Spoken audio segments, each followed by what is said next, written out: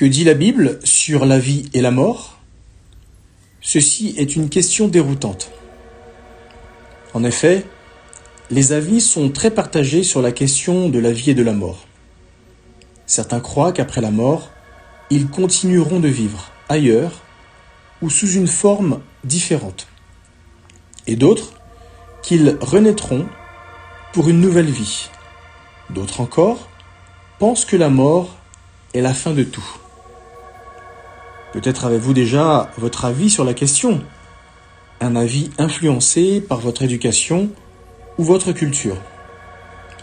Comme les opinions sur ce qui se passe après la mort divergent, il est logique de se demander où chercher ou bien vers qui se tourner pour obtenir des réponses fiables à cette question. Depuis des siècles, les chefs religieux enseignent le dogme de l'immortalité de l'âme. Dans la plupart des grandes religions chrétiennes, hindoues, juives, musulmanes et autres, les fidèles croient en l'existence d'une âme immortelle qui survit à la mort du corps et qui continue de vivre dans un monde spirituel. Les bouddhistes, par exemple, sont convaincus qu'après d'innombrables renaissances, la force ou énergie mentale qui habite une personne peut atteindre un état de bonheur parfait appelé nirvana. De tels enseignements ont amené la plupart des humains à croire que la mort ouvre la voie à une vie dans un autre monde. Par conséquent, beaucoup pensent que la mort est une étape importante dans le cycle de la vie et qu'elle fait partie du projet de Dieu. Mais qu'en dit la Bible ? Nous vous invitons à être attentifs à ce qui suit. La réponse va peut-être vous surprendre. Ce que la Bible dit sur la vie et la mort.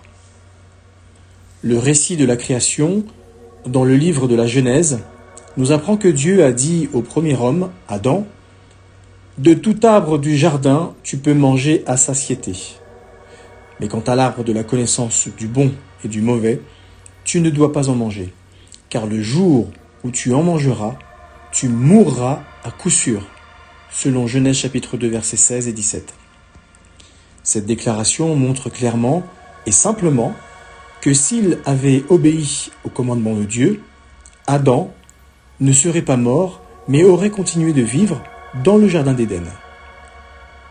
Malheureusement, au lieu d'obéir et vivre pour toujours, Adam a choisi de désobéir et a mangé du fruit défendu que sa femme, Ève, lui a donné, selon Genèse chapitre 3, versets 1 à 6.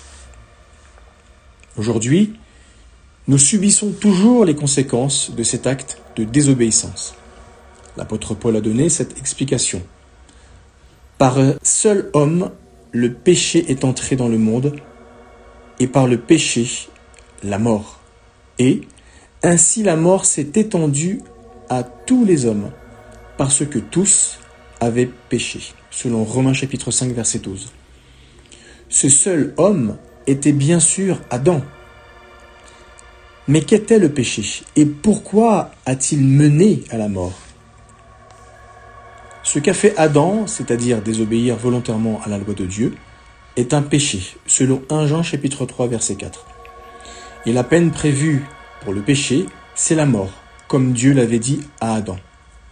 Aussi longtemps qu'Adam et ses futurs descendants obéiraient au commandement de Dieu, ils ne seraient pas pécheurs et ne mourraient pas.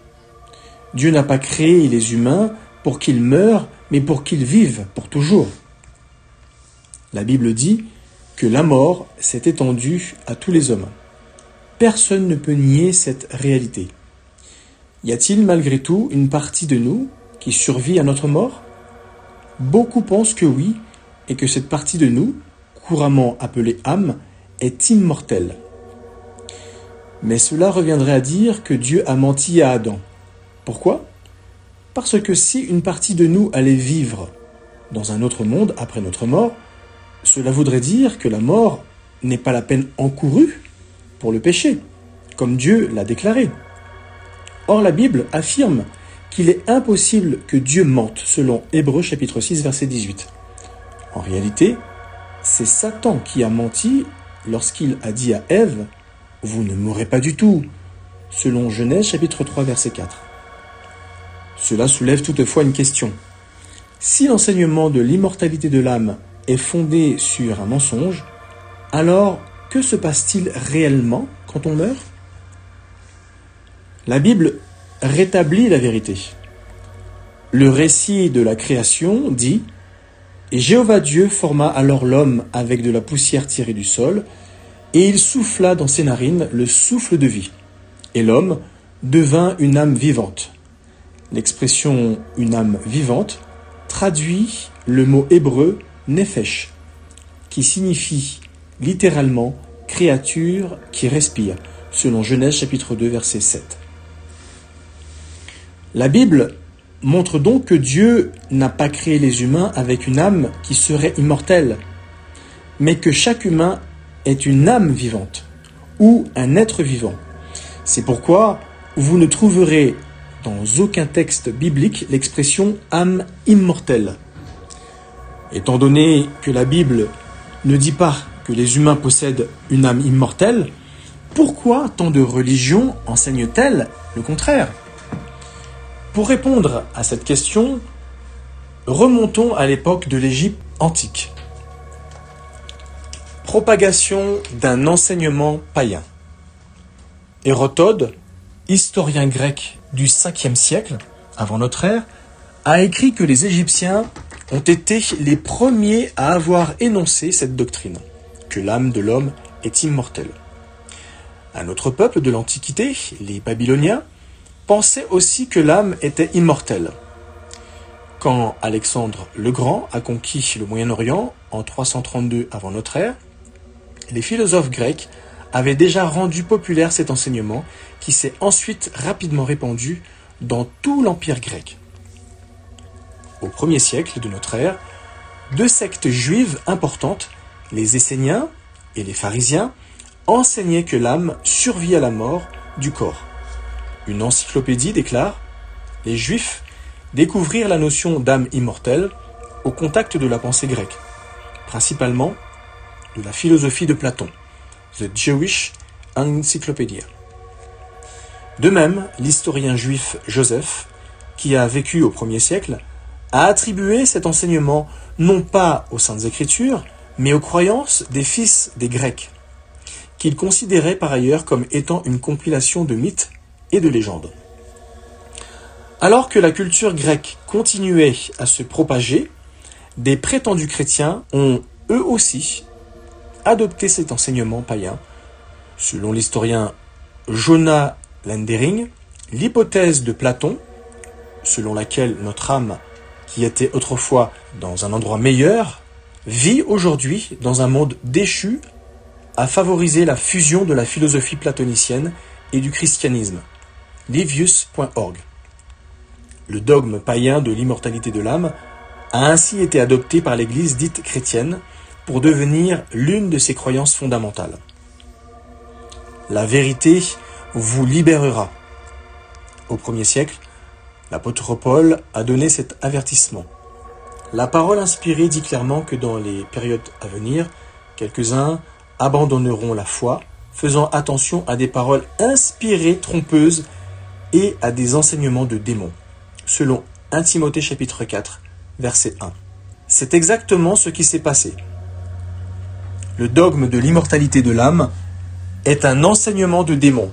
Il n'est pas biblique et il tire ses origines de philosophie et de religion païenne de l'Antiquité. Heureusement, pour nous, Jésus a dit « Vous connaîtrez la vérité et la vérité vous libérera » selon Jean chapitre 8 verset 32. En acquérant une connaissance exacte des vérités bibliques, nous sommes libérés des enseignements et des pratiques que tant de religions soutiennent et qui déshonorent Dieu. De plus, les vérités de la parole de Dieu nous libèrent des traditions et des superstitions relatives à la mort. Notre Créateur n'avait pas prévu que les humains vivent seulement 70 ou 80 ans, sur terre pour ensuite aller vivre éternellement dans un autre monde. Son dessein originel était que ces créatures humaines, qu'il considère comme ses enfants, vivent pour toujours sur une terre en lui restant obéissants. Ce projet grandiose est une expression de l'amour que Dieu a pour l'humanité et rien ne l'empêchera de le mener à bien, selon Malachie chapitre 3 verset 6. Sous l'inspiration de Dieu, un psalmiste a rédigé ces paroles rassurantes. Les justes posséderont la terre et sur elle, ils résideront pour toujours, selon le psaume 37e, verset 29. Les humains peuvent-ils vivre éternellement ? Il y a quelques années, des chercheurs ont découvert des plantes sous-marines qui auraient plusieurs milliers d'années. Ce seraient les êtres vivants les plus vieux de la Terre. Ces plantes aquatiques, des Posidonies, forment d'immenses prairies dans les fonds marins de la Méditerranée entre l'Espagne et Chypre. Si des plantes peuvent vivre aussi longtemps, qu'en est-il des humains ? Des scientifiques qui étudient le vieillissement sont optimistes quant à la possibilité de voir l'espérance de vie humaine se prolonger. D'ailleurs, un ouvrage scientifique se propose même d'explorer la multitude des progrès scientifiques récents réalisés dans ce domaine. Reste à savoir si ces progrès auront vraiment une incidence sur la durée de vie. Mais les véritables perspectives de vie éternelle ne dépendent pas de la science. La Bible attire plutôt notre attention sur notre Créateur Jéhovah. Auprès de toi est la source de la vie, selon le psaume 36e verset 9. Jésus-Christ lui a adressé cette prière. Ceci signifie la vie éternelle, qu'ils apprennent à te connaître, toi, le seul vrai Dieu, et celui que tu as envoyé, Jésus-Christ, selon Jean chapitre 17 verset 3. Les efforts que nous ferons pour connaître Jéhovah et son Fils, Jésus-Christ, et pour leur plaire, nous vaudrons des bienfaits éternels. Où sont les morts ? En termes simples, la Bible dit que les morts sont dans la tombe jusqu'à la résurrection, selon Jean chapitre 5 versets 28 et 29. Ils ne ressentent aucune souffrance ni aucune douleur, car les morts ne savent rien, selon Ecclésiaste chapitre 9 verset 5. Jésus a enseigné que la mort est comparable à un profond sommeil, selon Jean chapitre 11 versets 11 à 14. Ainsi, nous n'avons pas à craindre ceux qui se sont endormis dans la mort, ni à les apaiser par des offrandes. Ils ne peuvent ni nous aider, ni nous faire du mal, car il n'y a ni œuvre, ni plan, ni connaissance, ni sagesse dans le Sheol, ou la tombe, selon Ecclésiaste chapitre 9 verset 10. Toutefois, grâce à la résurrection, Dieu éliminera la mort pour toujours, selon 1 Corinthiens chapitre 15 verset 26 et 55, et Révélation chapitre 21 verset 4. Pourquoi avoir confiance en la Bible ? Nous pouvons être sûrs que la Bible est digne de confiance. Pourquoi ? Considérez ceci. Un auteur incomparable. La Bible est composée de 66 livres écrits par une quarantaine de rédacteurs sur 16 siècles, de 1513 avant notre ère à 98 de notre ère. Pourtant, son contenu est cohérent du début à la fin, preuve que son auteur est le Dieu Tout-Puissant. Il a révélé les informations à des hommes qui les ont mises par écrit. Exactitude historique. Les événements que la Bible rapporte sont en parfait accord avec l'histoire. Un livre dit « Les romans, les légendes et les faux témoignages placent les événements qu'ils relatent à des endroits reculés, à des époques indéfinissables. Mais les récits bibliques nous donnent la date et le lieu des événements relatés avec une très grande précision. » Exactitude scientifique. La Bible n'est pas un manuel de science, mais quand elle aborde des questions scientifiques, elle témoigne d'une exactitude largement en avance sur son temps. Par exemple, les chapitres 13 et 14 du livre Lévitique montrent que les Israélites ont reçu des lois détaillées sur l'hygiène et la quarantaine, bien avant les découvertes sur les germes et la contagion. La Bible dit aussi que la Terre est un cercle suspendu dans l'espace. Des faits que les scientifiques n'ont compris que des siècles plus tard, selon Job chapitre 26 verset 7 et Isaïe chapitre 40 verset 22. Ce ne sont là que quelques-uns des exemples prouvant que la Bible dit vrai lorsqu'elle déclare « Toute écriture est inspirée de Dieu et utile pour enseigner, pour reprendre, pour remettre les choses en ordre », selon 2 Timothée chapitre 3, verset 16.